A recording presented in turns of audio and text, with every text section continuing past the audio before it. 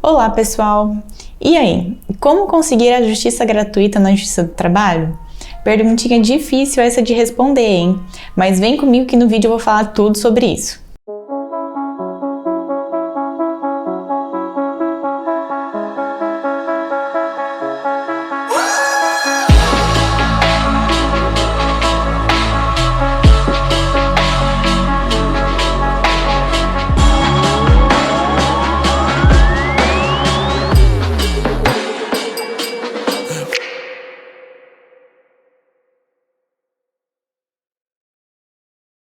Então, pessoal, eu só quero começar o vídeo esclarecendo que o objetivo é a gente falar sobre a justiça gratuita para o trabalhador na Justiça do Trabalho.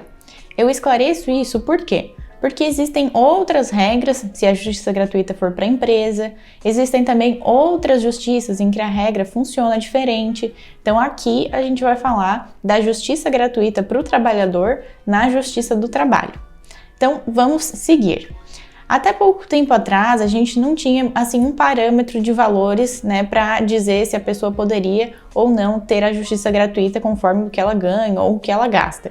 Lá em 2017, com aquela reforma trabalhista que mudou muito algumas regras trabalhistas, essa regra trabalhista também foi modificada e a partir de então tem um artigo 790, parágrafo 3º da CLT, que fala o seguinte, eu vou colocar aqui na tela para a gente conseguir ler juntos. Está falando que é facultado aos juízes, a qualquer momento do processo, a requerimento ou então de ofício, conceder o benefício da justiça gratuita para aqueles trabalhadores que percebem um salário igual ou menor a 40% do limite máximo dos benefícios do regime geral da Previdência Social. Mas afinal, o que é esse 40% do limite máximo aí dos benefícios do INSS? Para hoje, na prática, em 2021, o teto do benefício é R$ 6.433,57 centavos. Então, 40% desse valor nos dá o valor de R$ 2.573,43 centavos. Esse, então, seria o limite, digamos assim, para a pessoa ter direito à justiça gratuita. E, em princípio, se a gente pensar, a regra tá clara, é muito simples, tudo ok. Se receber então um salário acima desse 2.573.43 centavos, não tenho direito à justiça gratuita? Ou então, com certeza eu vou ter direito à justiça gratuita se eu receber um salário menor do que isso? A pergunta não é tão simples e a resposta também não é tão simples, gente. Existe também o parágrafo 4º nesse artigo que eu mencionei antes. O parágrafo 4º, ele fala justamente que também pode ser concedido o benefício da justiça gratuita para aquelas pessoas que comprovarem a insuficiência de recursos para o pagamento das custas do processo. Ou seja, então há ainda essa opção de demonstrar que a pessoa não tem condições financeiras de arcar com as despesas do processo sem que isso lhe resulte em um prejuízo do seu sustento, do sustento da sua família. Além disso, eu também quero destacar aqui no vídeo e relembrar com vocês que existe também um outro artigo, o 99, parágrafo 3º do CPC, que fala que é presumida a hipossuficiência daqueles que afirmam. O que isso significa na prática, Resumidamente, aqueles que fizerem a declaração de hipossuficiência se entende que de fato tá ok, a pessoa é hipossuficiente, então ele vai informar para o juiz que ele não tem condições financeiras de pagar as despesas do processo sem que isso impacte no seu sustento, no sustento da sua família, e se presume que, ok, de fato é isso mesmo, a pessoa está falando a verdade. Outro ponto que eu quero trazer para a gente refletir um pouco aqui no vídeo também é a questão daquela análise do valor do salário, Eu falei do 40%, do teto do limite máximo do benefício da Previdência. Aí o que acontece? Em que momento em que esse valor vai ser analisado? Será que, por exemplo, esse valor vai ser analisado no momento em que o trabalhador entrar com um processo trabalhista?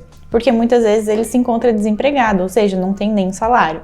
Ou será que ele vai ser analisado um pouquinho mais adiante? Por exemplo, quando a decisão do processo for dada, para ver se esse trabalhador, naquele momento, tem um salário mais alto ou não do que o limite?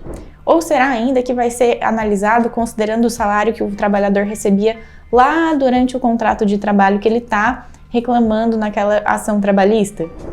São várias opções, né, que a gente pode considerar, porque a lei, ela não é clara e específica em qual momento é que se deve avaliar essa questão do salário. Ela coloca lá o limite, mas ela não fala se é para um momento em que ele estava entrando com a ação, se é depois, né, no momento da decisão da juíza, ou então ainda se é um salário referente ao período em que ele trabalhava na empresa. Essa questão fica em aberto, são algumas opções, né, digamos assim, do tempo que pode ser analisado, né, do momento em que pode ser analisado no processo. Conforme a gente conseguiu perceber, então, são vários detalhezinhos que fazem a diferença, são várias opções de análise. Então, o que é recomendado é que se procure um advogado de confiança para que ele analise a situação e fale se realmente a pessoa vai ter o direito à justiça gratuita ou não. Inclusive, a gente sabe que na prática, muitas vezes os trabalhadores eles recebem sim o benefício da justiça gratuita, justamente porque no momento em que eles fazem o processo, eles estão muitas vezes desempregados, acabaram de sair da empresa, ou então eles acabaram de adquirir um novo emprego, porque eles saíram daquele anterior. Então o salário ainda está, né, mais abaixo ali e acaba não ultrapassando aquele limite. Então na prática sim, o trabalhador muitas vezes recebe a justiça gratuita. Claro que há as exceções, né? Nós não podemos pensar que às vezes uma pessoa com um salário elevadíssimo vai conseguir a justiça gratuita com a maior facilidade do mundo, né? Ela vai ter que tentar de todas as formas mostrar, às vezes, despesas, gastos que ela possui e tentar justificar ali para o juiz por que ela acha que tem direito de receber esse benefício da justiça gratuita. Mas então, vocês conseguiram entender sobre essa questão da justiça gratuita? Ficou um pouquinho mais fácil para identificar quem vai ter esse direito ou não?